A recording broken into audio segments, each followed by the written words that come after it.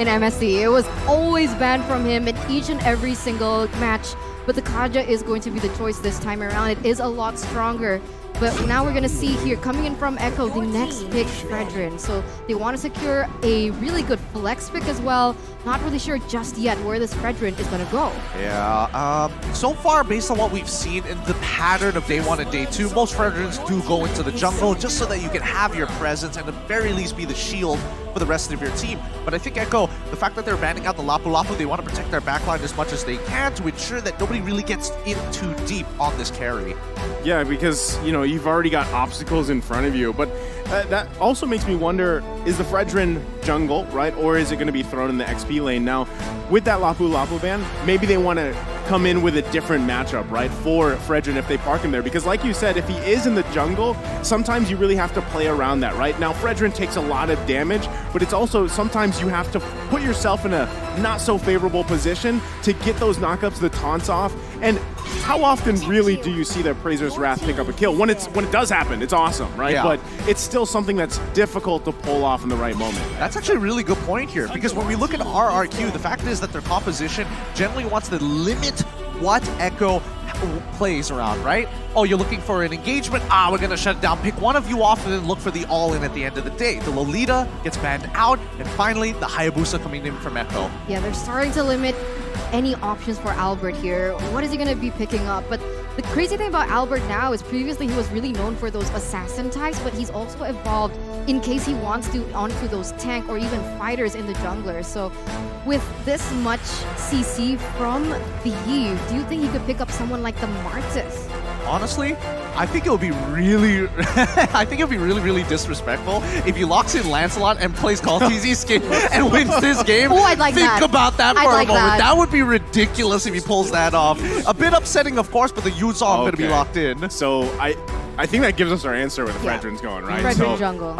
And I was going to say this similar concept here was that Carl TZ, known for the assassins, right? But at some point in the meta, like a lot of these junglers, they had to force themselves to learn these objective-based utility junglers, right? So again, I feel like jungle is still a very important role for all of these teams here in M4, but at the same time, what we're seeing is XP, roam, the mid lane especially, and then gold lane, the marksmen, or it's not always marksmen, but the gold lane, they shine much later on. The thing is, the trend so far is we don't see these super long games, right? I mean, there's been a couple 20-minute games, but again, how does it all play out? And look at that, Rrq is going to lock in an Akai as well as the Benedetta. I feel like this is like an Rrq classic, is it not, Eterna? Come on. I mean, they got the Benedetta, I mean, the Akai, of course. I mean, honestly, I would have loved to see a Lancelot. That would have been great, but Akai does the job so well at pushing back the aggression of Echo. I mean, it's Benedetta's on R7, R7 on Benedetta, so that is a signature pick for him, in particular here in the Indonesian region.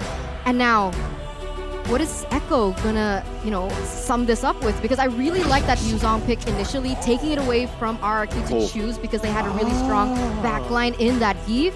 And as a result, they are gonna be picking up a CC hero here in Kufra. That's really interesting. I was thinking maybe some way to combo with the Eve, some way to kind of disengage. I was thinking Atlas. I was thinking Atlas as well, maybe even a Lolita, but Kufra I think is an interesting blend of both, right? It's still spatial denial, but the playmaking capabilities could be the difference in this game. There you go. The two final lineups coming in from Rrq Hoshi as well as Echo Esports. Who is going to come out on top, as they have brought very distinct, different type of playstyle in the way that they drafted and their composition-wise. Yeah, and honestly, if they want to be playing for the later stages of the game, that's absolutely something that Echo can do. However, as we saw in our previous matchup of Rrq Akira up against the Valley, that Claude can make all the difference, including that Benedetta with a Petrify. So let's jump right into it. The Land of Dawn awaits us here, as one of these teams are going to be walking away feeling real good about themselves. Is it going to be from the Philippines or Indonesia? Take your votes and your guess coins out now. Let's go. Coming into this first game here between two of the giants of their particular regions, we see that Benny Cutie is actually going to start off with helping out Rrq in that buff, and therefore he is going to be able to rotate quite faster than Albert. Whoa, whoa, whoa, whoa. What's going on the top side here? We see the Kufra actually looking for it, and he hits it. Yeah, he's going to find Skylar here, but BMI's out. Should be fine. Vin now there to help him too. So, and this is the thing, right? Where do you park these roamers, JP and Vin, to get the most value out of it, right? Because at the same time, XP lane, that Benedetta-Yuzhong matchup, that's going to be more so interesting how they develop into these objectives, right? Especially the first turtle and where that first kill can be. And it could be up here. And that's the focus, but it's Lemon, though. Sanji forcing the flicker out. He flickers in. Sanji with the first blood. I mean, you could see even from the beginning of the game that Sanji was really pressuring Lemon there in the mid side. Lemon is known to play really aggressively, and this time around, it actually put his team in a disadvantage. Yeah, this is great for Sanji as well. I mean, he's already got the mystery shop, so he's going to be accelerating even faster. Luckily, at the very least, Lemon only loses a bit, but now the catch comes through. Oh, that's going to be tough, but they do get the flicker out from Vin, so that's a nice pickup, right? Because he doesn't have the Divine Judgment just yet, but still, with that being down, this should make it a little bit easier to grab or at least contest that first turtle. Right now, Albert already going into that bottom side, looking for the pressure because the turtle is going to spawn in under 5 seconds, and that's exactly where they want to be. They want to set up first, and even in the top lane, it seems like Skylar might be having a little bit of a hard time with the early game damage that Carry has. Yeah, I mean, it's all about, like, the timings, right? Level 2 is when Carry starts to get really, really good, but now they've already locked down Albert. Let's see how it goes. Okay, they're going to force this one. Turtle still going to be focused. One Retribution comes out, but it's focused by Rrq, able to secure it.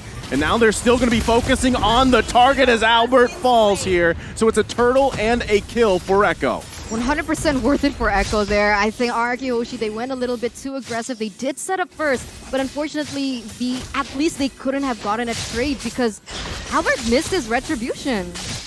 Yeah, but it's one of the... Hey, it happens. It happens. But for now, Rrq is going to be in the lead, and they're going to take their time with this. This is going to be a very slow roll considering the composition overall. 1,000 gold though. Relax. Guys, Relax. The table didn't do anything to you, Eterna. Gold. Don't abuse the table. The I'm table sorry, didn't do it. I'm sorry. I'm getting very passionate about this game. But yes, Rrq is leading with 1,000. You can already see that Benny QT has secured that corrosive scythe. So all these items are starting to come into play, and that might be bad for Skylar here in the top lane. Honestly, it's quite interesting that JP is hovering around the top side so much. I mean... that's the best case scenario for them. You really want to just park there. If you can find a pickoff, this is something that we were talking about previously in the backstages. Where does Kufra fit in now? It's high risk, high reward, and that's going to be the right target as they find Vin, forcing the flicker out. No one's going to go down just yet, though. Rrq now looking to back everybody out. There's probably not going to be anything committed just yet, but still, JP going to charge up. Do they go in on this top side? But for now, disengage. Yeah, they have to. 25 more seconds until the turtle comes back up. I mean, the proxy of the waves started by R7. They don't want that to go to waste, but he's not going to get caught here, right? No, definitely. He's R7. He's got a brand to keep. Hopefully. Hopefully. Still sweating here. 1,400 gold lead. 8 seconds left on the clock, but you can see Fredrin already. Seems like Rrq, Fredrin, they all have that better space on, and they have the better setup for now. Either Rrq Hoshi, they're not going to contest this, they're going to look for something else, or they have to find the proper setup here. Yeah, they're going to have to rely on Vin, but the Black Dragon form does come out to Sanford. Albert looking to try to get the turtle. He does! What a retribution as he's able to secure it, and now Sanford caught in the back line. Rrq, though, to help him out. It's R7 on the hunt here. Gets the Petrify off. Can he get the kill? He's bobbing, he's weaving. He's slashing. Still, though, it's Rrq that falls. And that's going to be actually, R7 survives it. Oh, wait, no. Okay, he does. He does. He gets away with 1 HP. Oh my goodness. I was about to throw up there. Literally about to throw up, and I could definitely see it in Eterna's face. If that Appraisal's Wrath went through... Yeah, it was close, man. Very different story. However, I will say that Rrq, their win conditions in a 4v4 comes down to whether or not Vin is able to find that pick. Oh, no. JP. Again, Skylar, will he be? He actually doesn't even need to use the BMI, but now Sanji up here too. Vin gonna have to back off, does not have the Divine Judgment. Lemon, though, gonna take the real-world manipulation back, and now forces them to disengage. It's a cat and mouse game here in the top side. Does not end. It really does not end. Both sides not trying to not give each other that space, and I think RRQ need to unlock Skylar from this gold lane. These are strong 5v5, but 4v4, it's really, really awkward when you don't have that damage and you're depending on R7 and Lemon, who are, especially with the heroes that they're using, aren't known to 100-0 people this early on in the game. You gotta say, though, like, Skylar, as much as focus has been put on him from Echo, he's doing a great job. He hasn't died, right? And he does have that Purify able to help him out here, but still, so far, with as much attention as being put up there, this is best case scenario for Skylar. He's still able to farm up, do at least decently well in that lane, and then hopefully transitions later on. Again, Vin really hasn't had the opportunity either to find the Divine Judgment he's looking for. So this could be it. Conceal Play gonna come out, Flicker comes in. They find Rrq, that's gonna be a kill under the turret. Looking for another, but JP gonna charge up and not commit. The turtle has spawned though.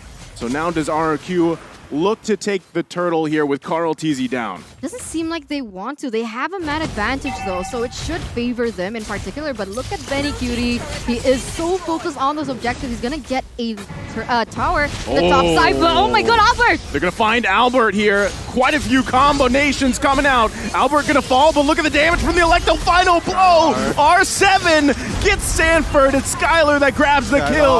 Benny Cutie on the backside. He's in misplaced. Benny Cutie though with a play before he goes down. He's one hit away. Wait. Benny Cutie survives. Oh, 2 for 2 for now, but that was beautifully done by Echo. Okay, they did have a lot of casualties, but they are going to be able to force and push Rrq off this next turtle and even perhaps take it for themselves. The pressure is on. Did Benny Cutie just first item Wind of Nature to survive that with 1 HP?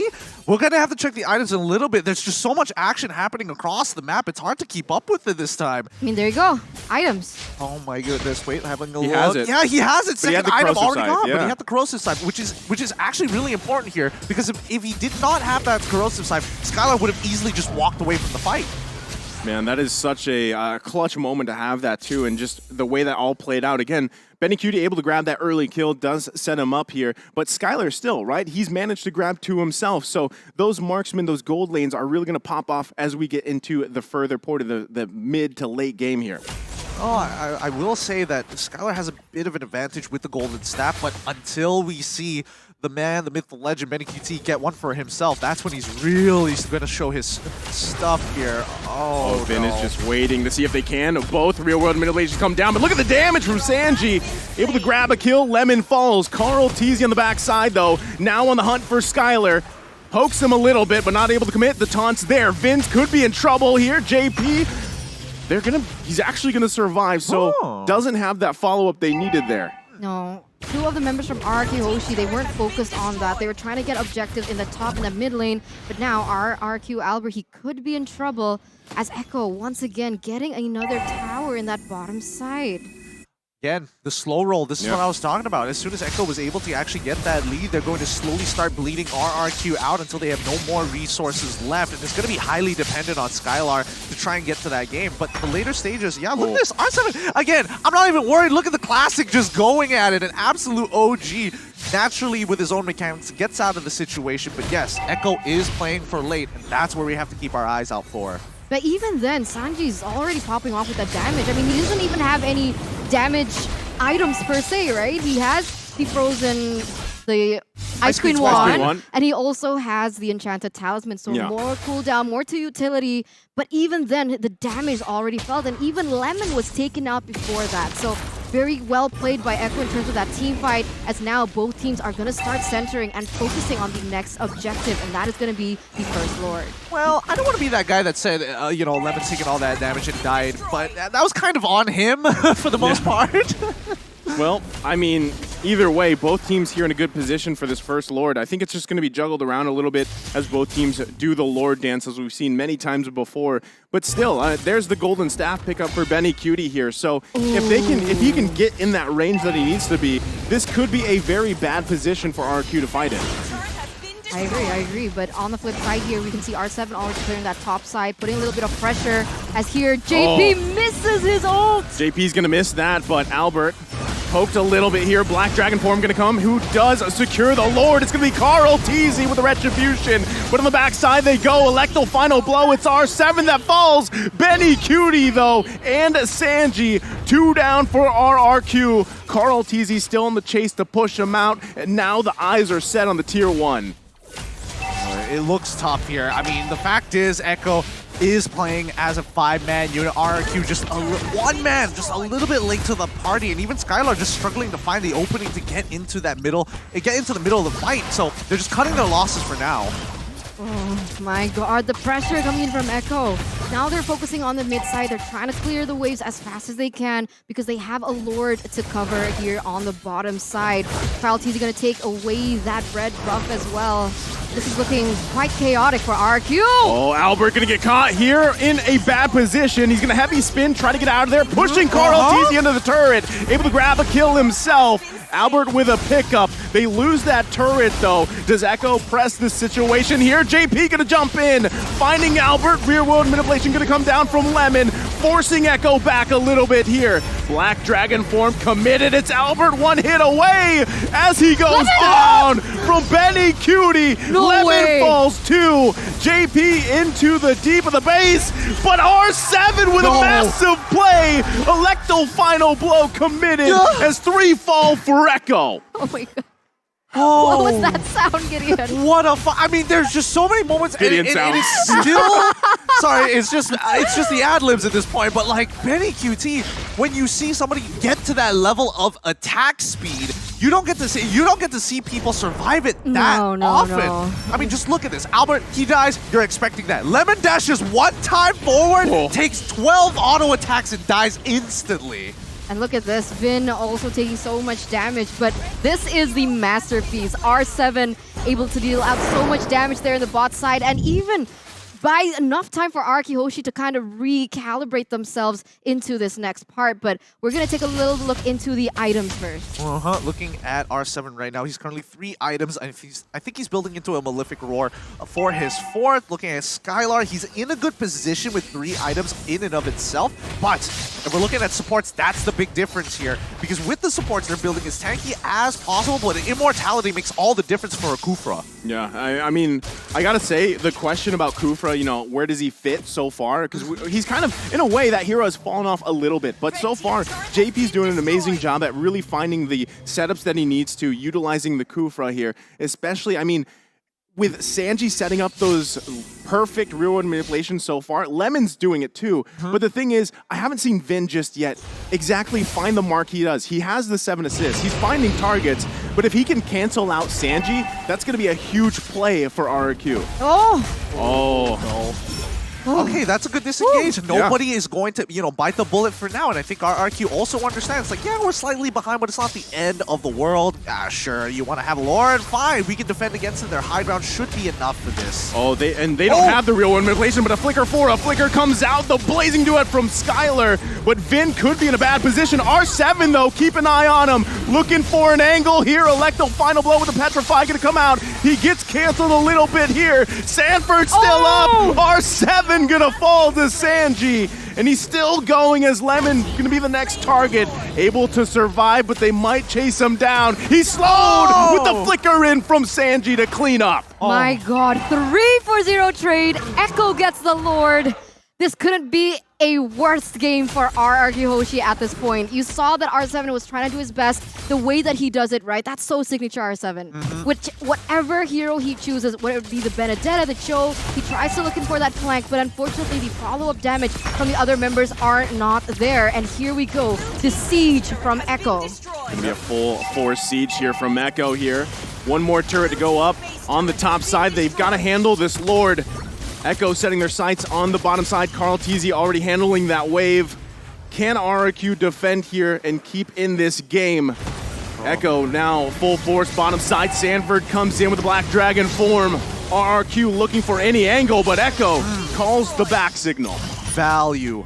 just cash money all the way through. They've gotten a 7.7k lead for themselves. They don't need to go any further. No Lord empowered minions, no Lord in and no Lord as well. So they just back off. They don't need to do any more than this. They know that they're getting really close to the end game. Oh my god. Well, they're going to focus on R7. I don't think he was expecting that death bush either. Oh, that's so cheesy. It always works. It works every single time. Everybody forgets about the bottom and top brush, and this time R7 has to pay the price. Right now, when we're talking about those Kufra, there is, I mean, in previous metas, we have seen Kufra play into the Kaja because it doesn't allow Kaja to get away after the Divine Judgment. Oh man, Echo looking to end the game here as both real-world motivations come down across from each other. Lemon and Sanji, still no commitment yet on that crystal from Echo. Anybody else getting bombing run vibes just to be like, just to show dominance? It's like, yeah, I can mess with you too. I can tap faster. Man, 8,000 gold lead for Echo up until this point, and the damage dealt is mostly coming in from Sanji. So that's why I love the Give in this current meta. I love it because you don't have to build too much damage. You can build for utility. You can build something like the Brute Force Breastplate, but still have as much damage as all the other members.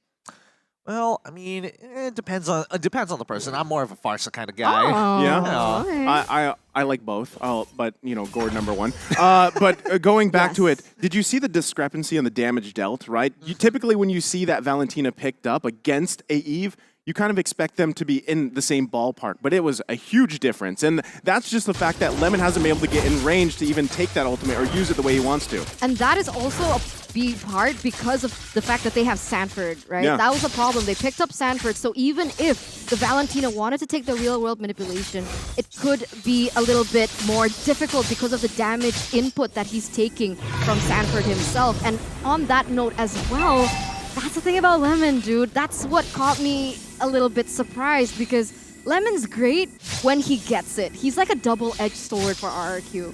When he plays great, he plays great. But if not, look at his KDA. Look. 0.55. Everybody has their day, right? Knowing Lemon and seeing his career over many, many seasons and many, many M series. Oh god, R7's Oh dead. man, R7 gonna just be deleted once again. Death Bush, but this time in the mid lane, Sanford forcing everybody back. The Black Dragon form, and just like that, Echo grabs himself another Lord. Oh, that's so brutal. This Kufra is just getting so much more value than I was expecting. I feel like now is the time to respect the Kufra. Prior to this, they should have absolutely disrespected JP. Like, what was he really going to do? And the fact that they did have R7 on Benedetta, maybe they could have made some play towards the mid lane like Takashi did against the Valley. So that's what I'm hoping to see. But right now, Echo, they've got all the marbles in their court, and they're just going to slowly lob them down one by one until this crystal breaks. Look at JP charging up once again. Not going to commit to that, though. Lord here in the middle lane of the base of Rrq. They're going to set it up. Lemon with the real-world manipulation. JP going to go in, finds a couple of targets, but has to get out of dodge as well. It's Albert taking the brunt of damage. It's R7 that falls again, though. Echo still pressing the situation here, looking to end the game as Vin falls and they find another. Benny Cutie free firing in the backside, and now it's going to be the crystal worked on. Echo takes the game against Rrq. Clean from Echo from the Philippines. That was so beautiful to watch at the end. The damage coming in from that carry was just so terrifying. It was disgusting at that point. It is. You can literally see the light wheels just overlapping each other because there's so many auto attacks. Sometimes there's 2 in 1. You never really know. But don't worry, Rrq fans. One loss doesn't mean the end of the world. Nobody gets knocked out. Don't worry, Eterna. No one's getting knocked out. If you heard the fist bump on the table, that was Eterna. I'm stressing in my